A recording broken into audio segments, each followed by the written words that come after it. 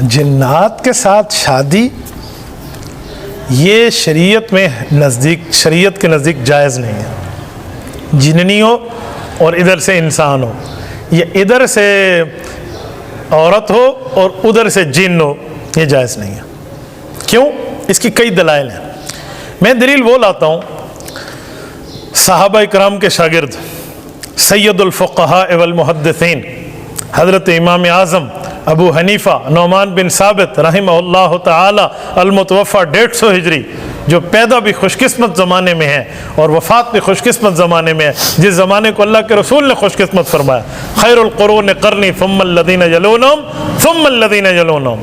امام اعظم ابو حنیفہ کا فتویٰ، وہ فرماتے ہیں سورۃ النساء کو دیکھیں، سورۃ النساء کی پہلی آیت کو دیکھیں. اللہ رب العزت نے ایک بات بیان فرمائی ہے، پھر 2 آیتیں چھوڑ کے آگے چلے فَانْكِحُوا مَا طَابَ لَكُمْ. ان دونوں کو دیکھو تو مسئلہ سمجھ آتا ہے کہ جنات اور انسان کی آپس میں ازدواجی تعلق قائم نہیں ہو سکتا. امام صاحب دلیل فرمائے تو دلیل فرمائے یا ایھا الناس اتقوا ربکم الذی خلقکم من نفس واحدہ وخلق منها زوجها وبث منهما رجالا كثيرا ونساء واتقوا الله الذی تساءلون به والارحام ان اللہ کان علیکم رقیبا. امام صاحب فرماتے ہیں اللہ نے فرمایا ہے لوگو اللہ سے ڈرو، جس اللہ نے تمہیں ایک مرد عورت سے پیدا کیا اور تم میں پھر مرد عورتیں بنا کر دنیا میں پھیلا دی ہیں.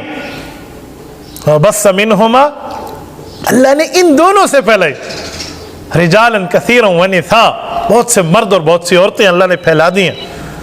تو اللہ پاک اس معاملے کو بہتر جان رہے ہیں. تو یہاں نساء جن عورتوں سے شادی ہے وہ اللہ نے اس آدم علیہ السلام اور اماں حوا سے آگے نکالا ہے. اچھا تو اب شادی کہاں کریں؟ قرآن کہتا ہے فَانْكِحُوا مَا طَابَ لَكُم مِّنَ النِّسَاءِ مَثْنَىٰ وَثُلَاثَ وَرُبَاعَ. تو جو خاتون پسند ہو آپ نے اس خاتون سے شادی کرنی ہے، جو عورت پسند ہو اس عورت سے شادی کرنی ہے. پسند کا یہ معنی نہیں ہے آپ کوئی جرمدار کام کرنا شروع کر دیں اور دوسروں کی عزت پامال کریں. پسند کا معنی آپ کے دل کو اچھی لگے تو اپنے ماں باپ سے بات کی ہے، ٹھیک ہے. مثنیٰ و ثلاث و رباع، پھر مرد کو 4 شادیوں تک کی اللہ نے اجازت دی ہے. اور اگر وہ انصاف نہیں کر سکتا، بے انصافی کرتا ہے تو فواحدہ، ڈرپوک ہے کہ اس سے انصاف نہیں ہو سکے گا، اس ڈرپوک کے لیے پھر ایک ہی ہے فواحدہ. وَإِنْ خِفْتُمْ أَلَّا تَعْدِلُوا فَوَاحِدَةً. خوف ہوتی ہے ڈرپوکی کی نشانی ہے. تو یہ ترتیب رب نے بتائی ہے. تو فَانْكِحُوا مَا طَابَ لَكُم مِّنَ النِّسَاء، تو نساء فرمایا. نساء میں جنات کیسے شامل ہیں؟ وَبَثَّ مِنْهُمَا رِجَالًا كَثِيرًا وَنِسَاء میں تو حضرت آدم علیہ السلام کے اولاد کو رجال اور نساء کہا گیا ہے، مرد اور عورتیں. تو امام اعظم ابو حنیفہ کی یہ دلیل قرآن کریم سے بڑی قوی دلیل ہے. حضرت امام صاحب رحمۃ اللہ علیہ نے اس پر ویریفائڈ فرمایا کہ بالکل شادی نہیں ہو سکتی مرد اور عورت میں جنات اور انسان اگر داخل ہو جائیں. مرد عورت تو بالکل ٹھیک ہے، ایک ہی جنس کے ہیں، دونوں انسان ہیں. جن ہوں وہ بھی ایک ہی جنس کے ہیں، جن اور جنی ہے، ان کی شادی ہو گئی ہے.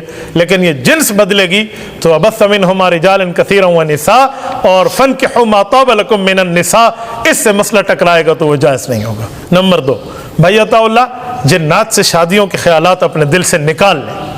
کیوں؟ میں نے بھائی بہت سی باتیں ایسی پڑھی ہیں، حیران ہو جاتا ہوں. جنات سے شادی کو ہم جائز کیوں نہیں کہتے؟ میں نے ایک کالم پڑھا ہے، ایک عورت کو غلط کاموں کی لت پڑ گئی. پوچھتے یہ حمل کہاں سے آیا تو اپنے خامد کو کہتی بھی جنات کی طرف سے آیا.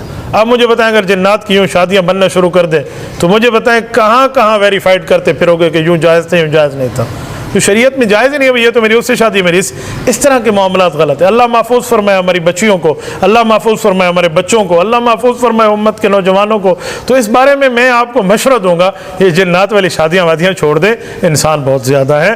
پوچھتے بندہ مدینے پہنچ بندے خدا دے بندے، پوچھتے تو بندہ دور ہی پہنچ جاتا ہے. تو آپ ماشاءاللہ دین کے لیے رشتے کو چلائیے، آگے معاملات کو لیجئے. اپنی ماں باپ، اپنی خالائیں ہیں آپ کی، اپنے والدین ہیں، ان سے بات کیجئے اور آپ رشتہ کیجئے. جنات والے رشتے کو آپ چھوڑ دیں، اس جیسے تعلقات کو، اس جیسے خیالات کو جھٹک دینا ہی بہت مناسب ہے.